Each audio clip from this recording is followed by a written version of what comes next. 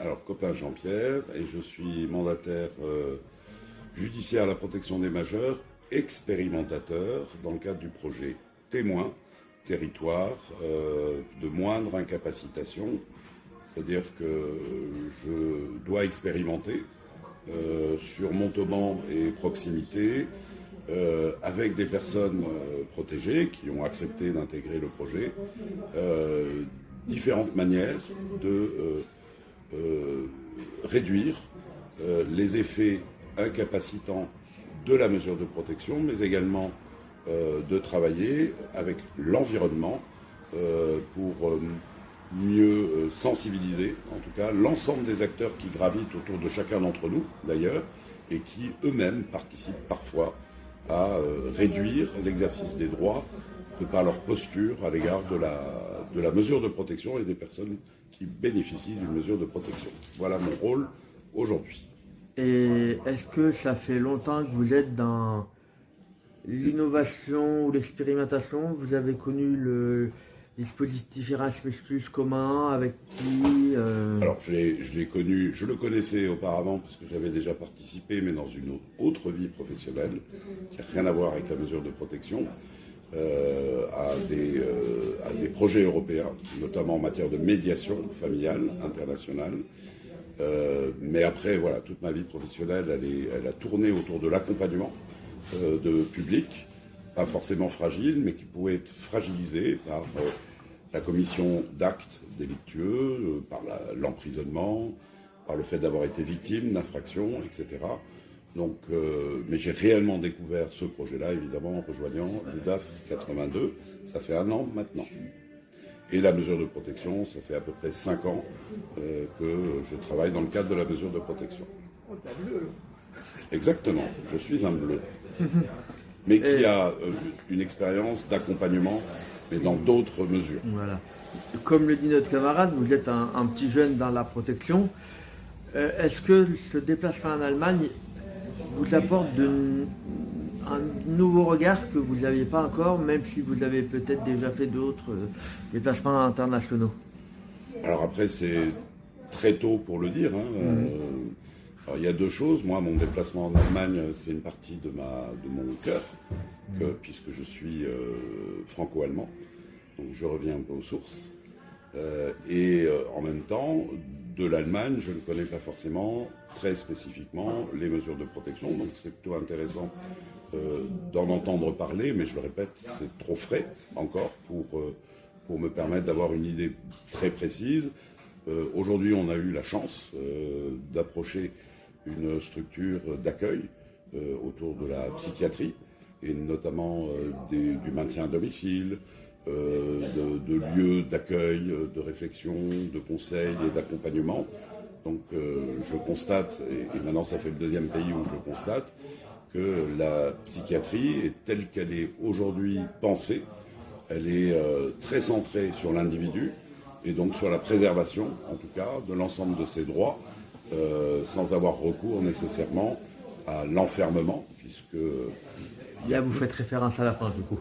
Et oui, à la France, je pense qu'il y a d'autres pays qui, sur la question de la gestion de la maladie, en tout cas, ont toujours cette considération de l'enfermement des personnes malades, et en excluant toute considération humaniste, en tout cas, à minima, et centrée sur leurs droits, ce qui aujourd'hui, en France, pose une difficulté, clairement, et ce qui est aujourd'hui mis en mouvement en Allemagne, autour de la question du dehors, avec un accompagnement sécurisant pour les personnes qui sont malades. Et est-ce qu'on pourrait comparer ça à des accompagnements type SAMSA, SAVS ou CMP en France, où il y a encore de l'avance? Alors, en Espagne, par exemple, alors plus globalement pour la mesure de protection, on est effectivement sur ce qui pourrait ressembler à un SAMSA, à un SAVS un peu mélangé. Simplement, ce qui est intéressant, c'est que le SAMSA et le SAVS fonctionnent avec des places de disponibles, ce qui fait que, évidemment, quand il n'y a que des quelques places, on en exclut d'autres. Évidemment, ce n'est pas la solution miracle, mais il y a véritablement une volonté de se dire que ces dispositifs spécifiques d'accompagnement ne devraient exclure aucune personne qui pourrait en bénéficier. ce qui en France aujourd'hui se pose réellement en termes de disponibilité pour les personnes. Je vais te demander, Jacques. quand tu disais, ici, c'est vrai, on a écouté ce matin là-bas, c'est vrai, les gens, on est accompagnés du début que la fin. En France, c'est plus dur, parce que quand tu quittes l'hôpital, nous, l'hôpital Salon, bon, il est libre, il peut se balader, il peut aller et tout. C'est que après, quand tu quittes l'hôpital Salon, c'est pas suivi vraiment. En France, c'est ça souvent. Tu quittes, après, si tu connais un psychiatre que tu connais depuis quelques moments, si tu connais aucun psychiatre, c'est la première fois que on va aller te Alors, mais j'ai compris ce que tu voulais dire. Tu as raison d'ailleurs. Le problème, c'est qu'en France, la question du soin elle ne s'envisage que dans l'établissement. Je sais pas si on a bien entendu. Ah, pardon, la question. Ouais. Donc Jacques me posait la question sur le suivi du soin pour les personnes malades lorsqu'elles ont pu faire un séjour en hospitalisation.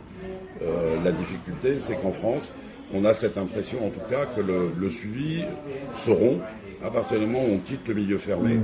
Alors qu'en Espagne, mais là en Allemagne aussi, en tout cas c'est comme ça qu'on l'a compris, le suivi perdure. Et que pour le coup, l'accompagnement aux soins va au-delà de strictement l'espace de l'hôpital. Est-ce qu'on pourrait appeler ça de la santé communautaire? De là, Santé communautaire.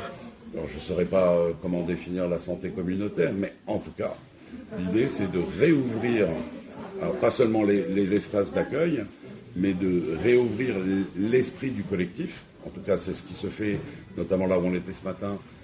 Mais d'après ce que nous avons compris, tous les établissements dans les 9, par exemple, arrondissements de Cologne sont un peu construits de la même manière. Ils sont ouverts, accessibles. Du coup, il n'y a pas forcément que des gens avec des pathologies psychiatriques. Exactement. Et surtout, c'est un lieu où, en y organisant, par exemple, des manifestations, on nous racontait récemment qu'ils avaient organisé une grosse expo photo, et qu'ils sont venus pas loin de 400 personnes qui probablement n'avaient jamais mis les pieds là-bas avant, qui les remettront peut-être jamais après, mais qui ont pu, au moment de ce passage, à l'occasion de l'expo, remarquer des supports d'information, des flyers, et ont pu se dire, ah tiens, j'ai peut-être un cousin, un frère, quelqu'un en difficulté. Donc c'est une manière de communiquer, de réouvrir cet espace, et surtout, de modifier le regard extérieur sur la question de la psychiatrie et de la maladie d'une manière générale. Est-ce qu'en France, il serait plus conscient de se dire que tout Allemand a une santé mentale? Parce qu'aujourd'hui, on le sait en pratiquant dans les sismes, semaine d'information à la santé mentale, que la population française pense que la maladie mentale ne concerne que les gens en institut ou qui ont fréquenté l'institut. Est-ce que tu penses qu'en Allemagne, le regard est différent sur la notion de santé mentale? Alors, je sais pas généralement si le regard est différent. La seule chose que je sais, c'est que les moyens proposés aujourd'hui, et notamment ceux qu'on a pu voir, participeraient à une modification du regard.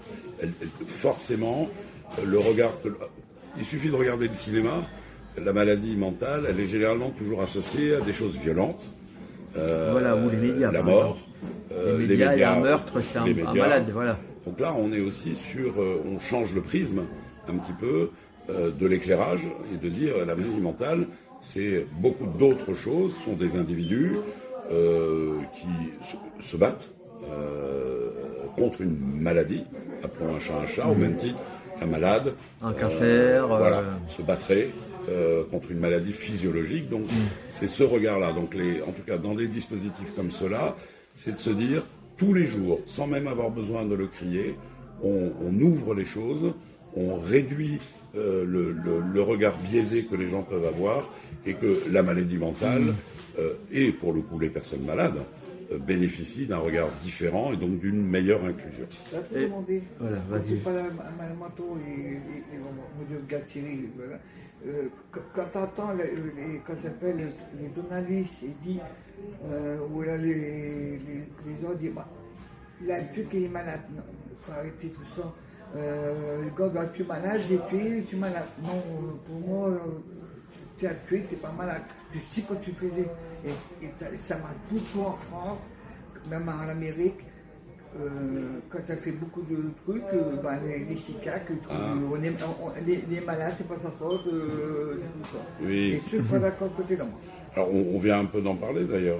Effectivement, il y a le lien toujours fait entre des actes et comment dire, le lien presque automatique qui est fait entre un acte inacceptable et l'éventualité d'une altération, d'une maladie, alors que je suis d'accord avec toi, la maladie à l'inverse ne provoque pas généralement des actes, loin de là d'ailleurs, et que c'est cette réconciliation qu'il faut trouver entre d'un côté ce qui est lié à une maladie reconnue, qu'on peut traiter, qu'on peut accompagner, où on peut apaiser, en tout cas les personnes, leur permettre d'avoir une vie la plus normale possible, et de l'autre, des actes qui normal, sont pas je dirais qu'il leur convient le plus possible. Il n'y a en pas tout cas, de normalité. Oui, enfin, je m'entends. Quand Oui. je veux dire normal, c'est de ne pas être systématiquement Catégorisé. voilà, stigmatisé, catégorisé, de pouvoir, comme n'importe qui, poser tous les actes de la vie habituels, je ne sais pas comment je peux le dire autrement,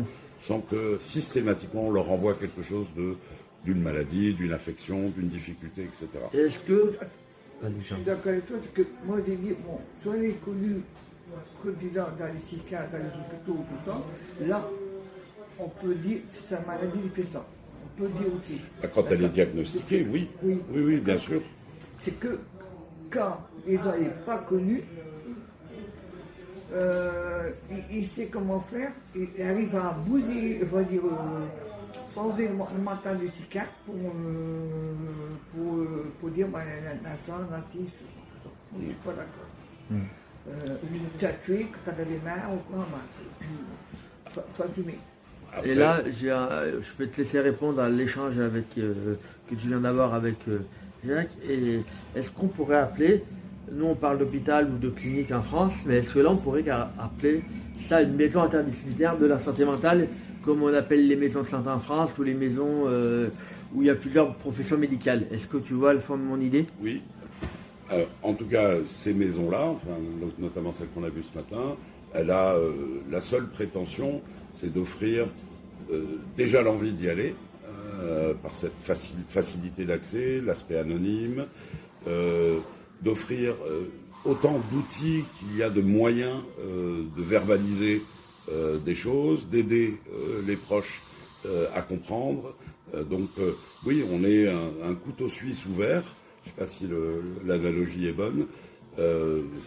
Et en tout cas, les différentes branches qu'elle propose en termes de prise en charge permettent à chacun d'aller chercher ce qui lui va. En fait, c'est ça l'idée.